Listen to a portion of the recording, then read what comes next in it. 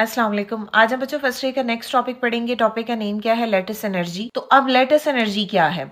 Lattice energy की यहाँ से डेफिनेशन देखो। The lattice energy of an ionic crystals, clear, ionic compounds की बात कर रहे हैं हम। आयनिक crystals in the enthalpy change that is involved when 1 mole of an ionic compound is formed from the gaseous ion under a standard condition. Clear? Lattice energy वो amount of energy है जो कि इन्वॉल्व होती है जब आप 1 मोल ionic compound बनाते हो from the gaseous ion under a standard condition. Clear? जैसे फॉर एग्जांपल, अगर आप यहाँ पे एग्जांपल देखो, हमारे पास है sodium Na positive, clear, ion है ना, और ये है Cl नेगेटिव। ये दोनों रिएक्ट करेंगे तो हमारे पास क्या बन जाएगा? NaCl। ठीक है, तो ये जो NaCl है ये क्या है? Ionic compound. और ये आयनिक कंपाउंड किनसे बना है? इनसे, गैशियस आयन से। ठीक है, तो आपने गैशियस आयन से क्या बनाया? Ionic compound under standard condition. तो जो हीट जो है वो रिलीज हो रही है, यहाँ पे हीट रिलीज हो रही है क्योंकि बॉन्ड बन रहा है। अब जब बॉन्ड बनेगा तो हीट रिलीज होगी, और जब बॉन्ड ब्रेक होगा तो हीट जो है वो अब्जॉर्ब होगी। अब यहाँ पे इन्वॉल्व मीन हीट रिलीज हो रही है। ठीक है, तो डेल्टा एच हमारे पास क्या होगा? लेटिस एनर्जी को हम रिप्रेजेंट करते हैं delta H lattice naught is equal to -787 kilo joule per mole. तो ये वो अमाउंट ऑफ हीट है जो रिलीज होगी जब हम जो है वो 1 मोल सोडियम क्लोराइड बनाते हैं from its gaseous ion. Lattice energy पे 2 फैक्टर जो है वो अफेक्ट होते हैं, असरअंदाज होते हैं। तो सबसे पहला क्या है? चार्ज ऑन द आयन, और दूसरा क्या है? Size of the ion. ठीक है, तो हम 1 बाय 1 दोनों को डिस्कस करेंगे। अब हम देखेंगे lattice energy and size of ion. तो यहाँ पे हम क्या करते हैं कि ग्रुप जो है 1 के एलिमेंट्स लिख लेते हैं। हमारे पास क्या है? लिथियम, सोडियम, उसके बाद है पोटाशियम, फिर है रुबीडियम, और फिर है सीजियम। और अगर देखा जाए तो इन सब पे चार्ज क्या है? ये भी पॉजिटिव है, ये भी पॉजिटिव है, ये भी पॉजिटिव है, ये भी पॉजिटिव है, ये भी पॉजिटिव है। ठीक है, अब अगर आप साइज देखो तो हमारे पास लिथियम का साइज फॉर एग्जांपल ये होगा, सोडियम का साइज क्या होगा? उससे भी बड़ा। पोटाशियम का साइज क्या होगा? उससे भी बड़ा। रुबीडियम का साइज क्या होगा? उससे भी बड़ा। अब सीजियम का साइज होगा उससे भी बड़ा। ठीक है, तो अगर हम यहाँ पे देखें तो ये हमारे पास ये क्या है? ये है लिथियम, ये है सोडियम, ये है पोटाशियम, ये है रुबीडियम, और ये है सीजियम। सब पे चार्ज क्या है? पॉजिटिव। सबकी चार्ज डेंसिटी सेम है। ठीक है, इसी तरह ये कैटायन हो गया। अब हम लेते हैं एनाइन। यहाँ पे अब हम लिखते हैं ग्रुप नंबर 17 यानी 7 को। ठीक है, तो ग्रुप नंबर 17 यानी 7 में हमारे पास क्या है? सबसे पहले फ्लोरीन, क्लोरीन, उसके बाद ब्रोमीन, उसके बाद आयोडीन, और उसके बाद एस्टेटीन। क्लियर? तो सब पे सिंगल सिंगल नेगेटिव चार्ज है। अगर आप साइज की बात करोगे तो हमारे पास सबसे पहले ये फ्लोरीन है, फिर उसके बाद ये क्लोरीन है, फिर उसके बाद ये ब्रोमीन है, फिर उसके बाद ये आयोडीन है, और उसके बाद ये जो है वो एस्टेटीन है। क्लियर? तो मेंशन कर देते हैं यहाँ पे क्या है? FCl BRI। Top to bottom जब आप ऊपर से नीचे आते हैं तो साइज क्या हो रहा है? इंक्रीज हो रहा है। ठीक है, टॉप टू बॉटम क्या हो रहा है? साइज इंक्रीज हो रहा है। क्लियर? जब साइज इंक्रीज होगा तो अट्रैक्शन क्या हो जाएगी? कम हो जाएगी, और वैल्यू ऑफ जो लेटिस एनर्जी है वो क्या होगी? कम होगी। क्लियर है? तो वैल्यू ऑफ जो लेटिस एनर्जी है वो क्या हो जाएगी? डिक्रीजेस। साइज जो है वो बढ़ता है तो उसमें जो लेटिस एनर्जी है वो क्या होगी? डिक्रीज होगी। क्लियर? देखो इस डाउन द ग्रुप जो है वो साइज इंक्रीज कर रहा है। अब जब ये दोनों एटम्स कंबाइन करेंगे, जैसे फॉर एग्जांपल यहाँ पे KBr बनता है, KBr, K पे चार्ज क्या है? पॉजिटिव, Br पे चार्ज क्या है? नेगेटिव। अब जो इन दोनों के दरमियान में अट्रैक्शन होगी ये लेस टाइटली पैक्ड होंगे।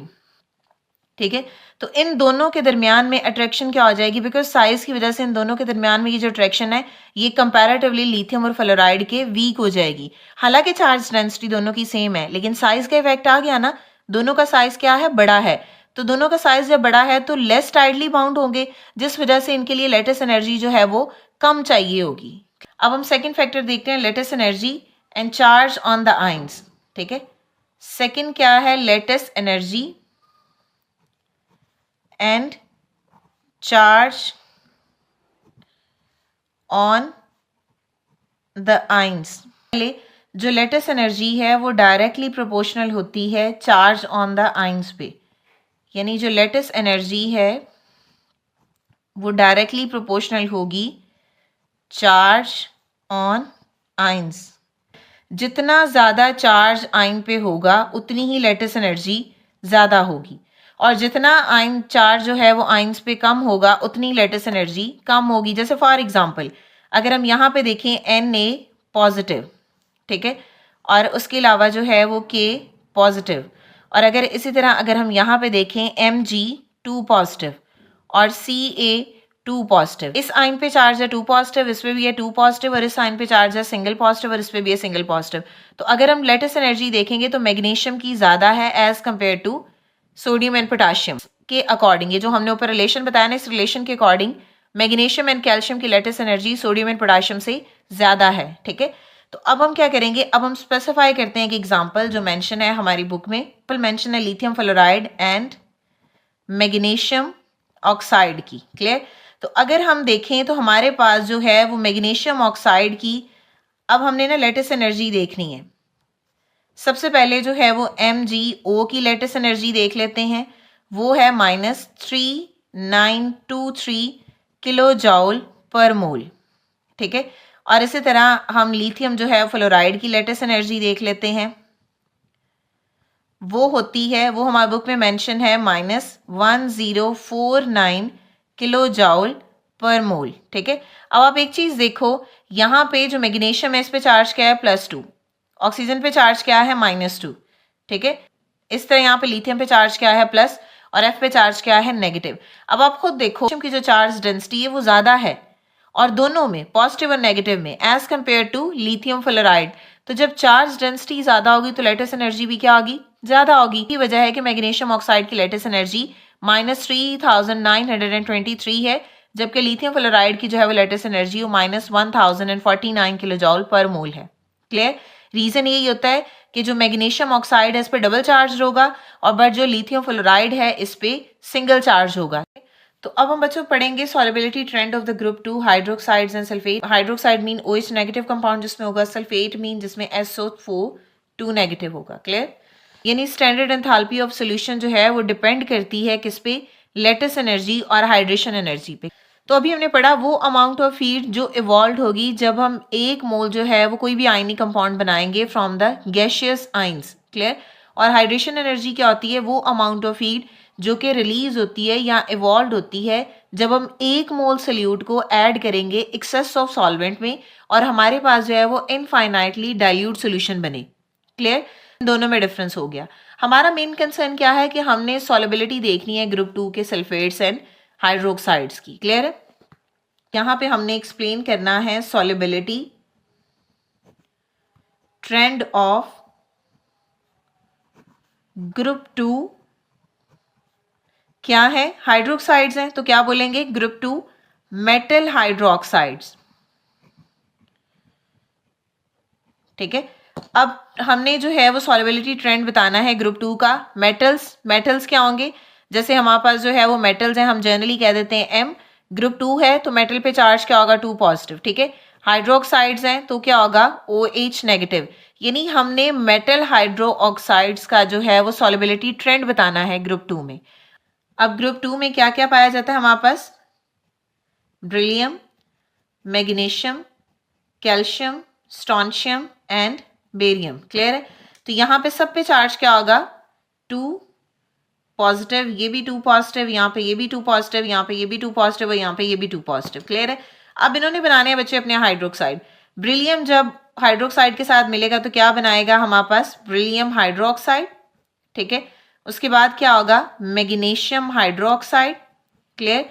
उसके बाद ये क्या बनाएगा, कैल्शियम हाइड्रोक्साइड, स्ट्रोंशियम हाइड्रोक्साइड और बेरियम हाइड्रोक्साइड। ये है hydroxides of the group 2 elements. Clear हो गया। अब हमने एक ट्रेंड देखना है, बोथ हाइड्रेशन एनर्जी है बच्चों, बोथ हाइड्रेशन, H को, H और E को हम रिप्रेजेंट कर देते हैं hydration energy, both hydration energy and lattice enthalpy या लेटिस एनर्जी, और LE को हम रिप्रेजेंट कर देते हैं लेटिस एनर्जी से। तो यहाँ पे मैं लिख देती हूँ, लेटिस एनर्जी को हम रिप्रेजेंट करेंगे जब लिखेंगे LE से, और हाइड्रेशन एनर्जी को हम रिप्रेजेंट करेंगे HI से, ठीक है। तो आप पूरे स्पेलिंग की लिख लेना, मैं सिर्फ समझाने के लिए यहाँ पे लिख रही हूँ। तो जो बोथ हाइड्रेशन एनर्जी और लेटिस एनर्जी है वो डाउन द ग्रुप बच्चे डिक्रीज होती है, decreases down the group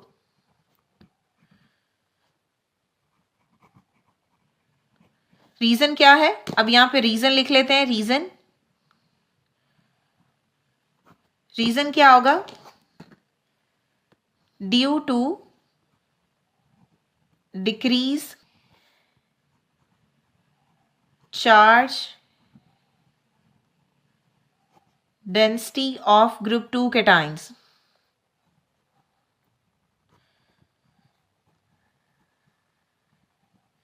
clear.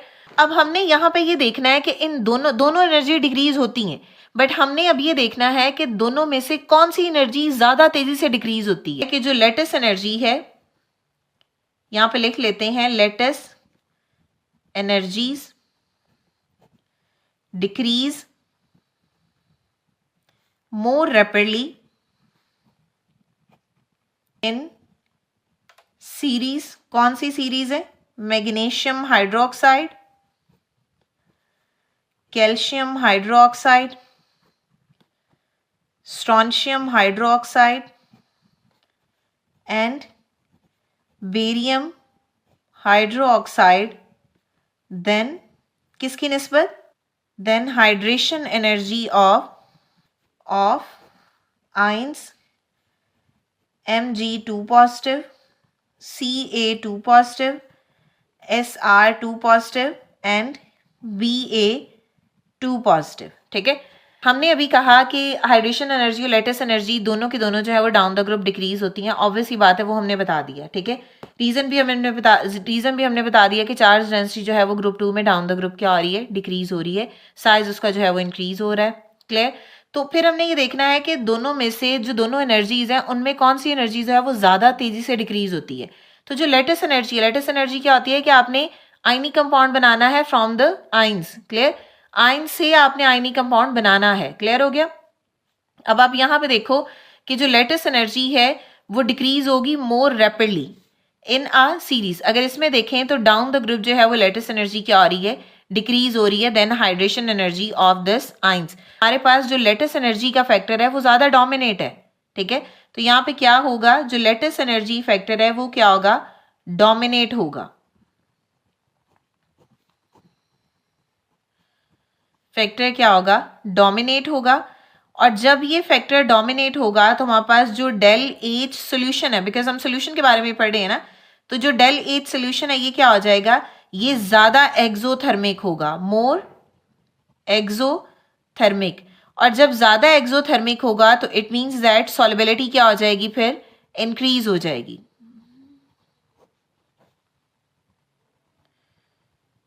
ठीक है, सेकेंड पॉइंट हमारे पास क्या है, solubility trends of group 2 metal sulfate is much larger than, किससे लार्जर है, देन OH नेगेटिव। क्लियर है, यानी ये तो ऑब्वियस है कि जो सल्फेट आयन है वो बड़ा है as compare to hydroxide ion. Clear है, यहाँ पे क्या बनेगा हमारे पास, मैग्नीशियम सल्फेट SO4, फिर CaSO4 कैल्शियम सल्फेट, उसके बाद है स्ट्रोंशियम सल्फेट, और उसके बाद है बेरियम सल्फेट। तो ये हमारे पास जो है वो ऐसे सल्फेट बनते हैं। तो इस केस में भी जो हमारे पास both hydration energy and lattice energy है वो क्या हो रही है बच्चों, डिक्रीज हो रही है डाउन द ग्रुप। ठीक है, लेकिन क्योंकि सल्फेट आयन जो है वो बड़ा है हाइड्रोक्साइड आयन से, ठीक है, सल्फेट आयन क्या है, बड़ा है हाइड्रोक्साइड आयन से, तो ऑब्वियस ही बात है जो हमारे पास हाइड्रेशन एनर्जी होगी केटाइंस की वो कंपैरेटिवली ज्यादा स्ट्रॉन्गली डिक्रीज होगी as compare to lattice energy. तो यहां पे क्या होगा, जो हमारे पास हाइड्रेशन एनर्जी है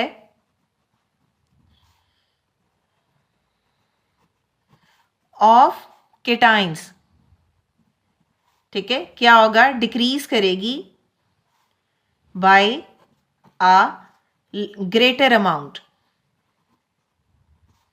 क्लियर, दोनों ही डिक्रीज करेंगी, लेकिन जो हाइड्रेशन एनर्जी है केटाइंस की उसका एक्सटेंड जो है वो डिक्रीज होने का ज्यादा होगा। क्लियर है? तो इसमें कौन सा फैक्टर फिर डोमिनेट हुआ? ग्रेटर अमाउंट देन, यहाँ पे कंपैरिजन लिख लेते हैं, then lattice energy. Delta H hydration है वो क्या होगा? ज्यादा डिक्रीज होगा उसमें डेल्टा एच लेटेस्ट से। ठीक है, इस ग्रेटर का मतलब बढ़ना नहीं है, इस ग्रेटर का मतलब ये है कि ज्यादा अमाउंट में वो डिक्रीज हो रही है। क्लियर है? तो डोमिनेट फैक्टर क्या होगा फिर? डोमिनेट फैक्टर हमारे पास यहाँ पे क्या है? Hydration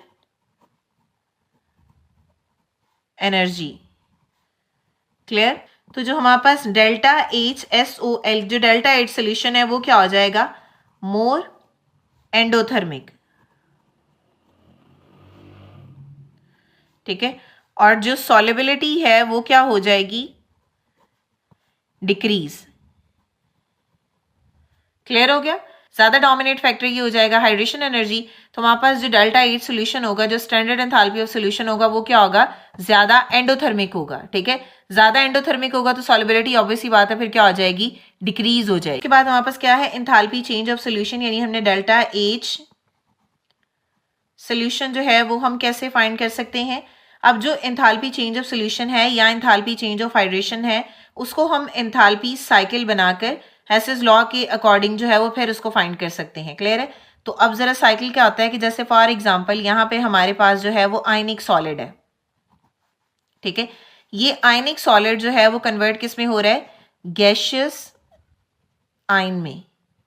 clear? अच्छा, एक चीज मैं आपको अगर याद हो तो हमने क्या कहा था कि यहाँ पे हमारे पास जो है वो गैशियस आयन है, यानी Na पॉजिटिव और Cl नेगेटिव, ये दोनों मिलेंगे तो यहाँ पे हमारे पास क्या बनेगा? Sodium chloride. और ये क्या है? आयनिक सॉलिड है। क्लियर?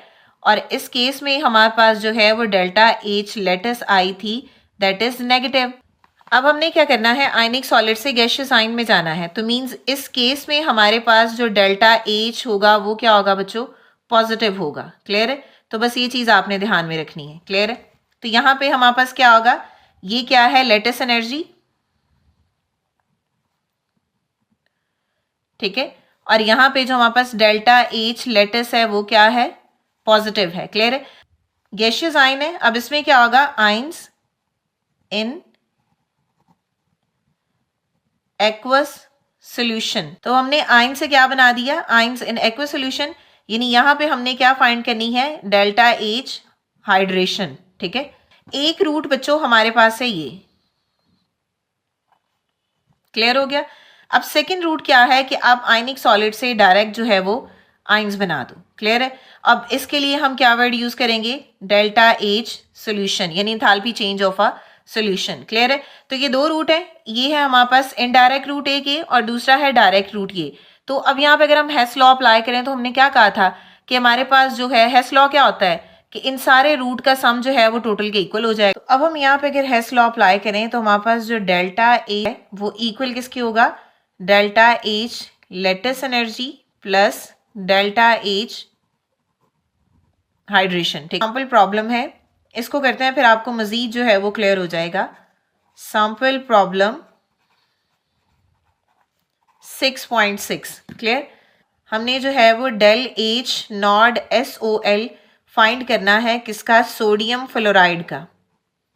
ठीक है, अब डाटा हमें गिवन है, हम यहाँ पे डायरेक्ट डाटा लिख लेते हैं। सबसे पहले हमारे पास जो है वो latest energy of sodium fluoride है, यानी हमारे पास जो डेल्टा एच लेटेस्ट है वो है 902 किलो जॉल पर मोल। क्लियर? उसके बाद हमारे पास जो एंथैल्पी चेंज ऑफ हाइड्रेशन है सोडियम आयन का वो है -40। ये लेटेस्ट एनर्जी ये हमारे पास है सोडियम फ्लोराइड की। क्लियर? ये हाइड्रेशन एनर्जी हमारे पास है सोडियम आयंस की। अब यहाँ पे ये हमारे पास होगी हाइड्रेशन एनर्जी फ्लोराइड आयन की, यानी HD हाइड्रेशन एनर्जी यहाँ पे फ्लोराइड आयन की है, और ये होगी -506 किलो जॉल पर मोल। अब ये जो एंथैल्पी साइकिल हमने ऊपर बनाया है ना, उसके अकॉर्डिंग जस्ट इसको हमने हल करना है। तो हमारे पास यहाँ पे क्या है? Sodium fluoride. Clear? Sodium fluoride पहले किस में कन्वर्ट हो रहा है? याद करो, आयन्स में, गैशियस आयन में। क्या होगा? Na पॉजिटिव और F नेगेटिव होगा। और हमने क्या कहा था कि इसके लिए हमारे पास जो डेल्टा एच लेटेस्ट होगी that is positive, which is 902 kilo जॉल पर मोल। क्लियर।